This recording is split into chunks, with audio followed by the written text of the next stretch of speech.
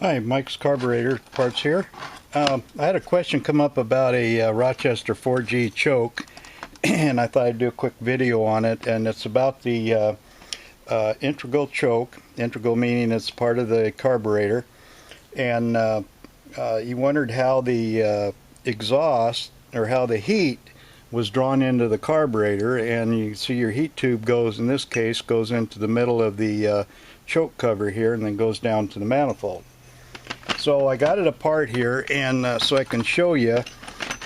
Here's the little hole right here. Here's the mounting screws go on here, and here's your little vacuum hole. And there's just some slight vacuum that goes through here, and it comes through the car. You know, comes from the manifold, and it works its way up and into this little hole, and this is what draws it. Now at idle, and you're not going to. You're going to get very little vacuum at idle or even higher speed. It's just enough just enough vacuum to draw that smoke up. If you're wondering about it, I suppose you could take this off, start your engine, and see if light a match or something, see if it sucks up the smoke. So here's the choke housing. And I was working on this. I happened to find 3 or 4 NOS choke housings I'll have to put online. I'm sure people need them. These tend to get broken. They kind of set out of the carburetor or set outside, and outside of the carburetor, I should say, and they get thrown around or something thrown on them. Okay. Or you send them in the mail. That's usually what gets broken. I've had it happen. Alright, so that goes on there like that. And then we got to put our choke shaft in here. And the choke shaft, it's got this little piston on it here. It goes like so. This lever goes on the top. So we got to fish it in there like that. Okay, goes in there. Make sure this is real loose in here.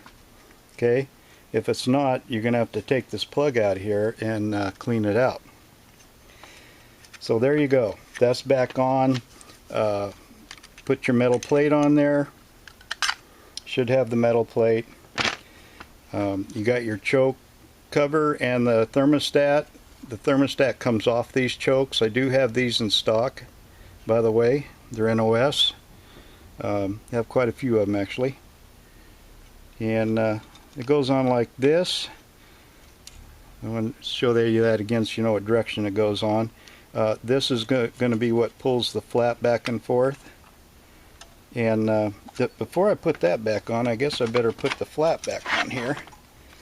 Now you would mark your flap so that it goes on exactly the way it came off, same direction.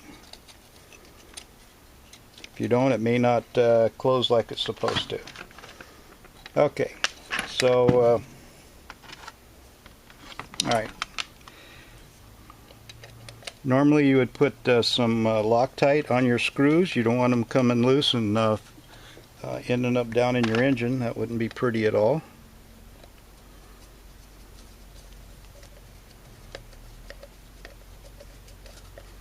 Okay.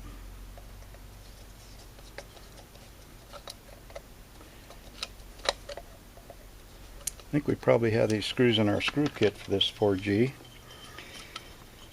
Alright, so there you go. I'll hook that other end up later. So we just stick it like here, and as you can see, you go counterclockwise. It tightens up and closes the choke, and clockwise it loosens it up. Now you got a little tick mark right here, and you have instructions in your kit, and it'll tell you to line up the tick mark on your choke. It's got a little groove right here with that, and to me that seems way too tight, so I'll go back to the way I always did it, and because I'm a little dubious about old carburetors and the thermostats, whether they're exactly OE or not. So I do it kind of by feel. It shouldn't take much pressure to open that up. There are other adjustments on this to make sure it's not completely closed and that kind of thing. You have to look at your instruction sheet for that. And then we just simply put our 3 screws back in here.